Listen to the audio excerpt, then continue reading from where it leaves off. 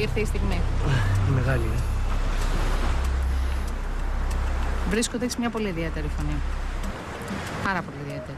Είναι αυτό το οποίο σε όλες τις εντυσιών καμιά φορά έκλεινα τα μάτια μου και έλεγα, αν άκουγα αυτόν τον άνθρωπο να τραγουδάει, αυτή την κοπέλα, αυτό το αγόρι να τραγουδάει στο ραδιόφωνο, θα καταλάβαινα αμέσως ότι τραγουδούσε εσύ.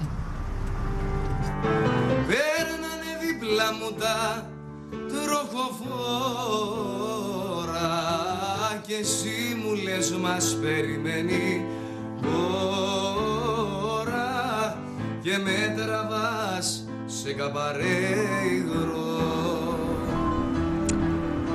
Δείχνεις κλειστός και απόμακρος. Απλώς πολλές φορές προσπαθώ με αυτόν τον τρόπο, είτε καλός είτε κακός, Είναι άμυνά σου. να κρατώ κάποιες αποστάσεις. Εντάξει, από την άλλη μεριά με δυσκολεύει αυτό και δεν έχουμε χρόνο να μπούμε σε αυτή τη διαδικασία να διαπεράσουμε αυτό το πράγμα που έχεις δημιουργήσει. Οπότε τώρα που θα μπούμε στη διαδικασία, διότι πέρασε στους 4. Ευχαριστώ πολύ. Ευχαριστώ πάρα πολύ. Πλέον είστε η μάνατζερ επίσημα της ομάδας, αυτό δουλεύουμε για την ομάδα. Σε αυτή την ομάδα θέλω 4 υποψήφιοι νικητές. Μάλιστα. Βρήκατε ένα.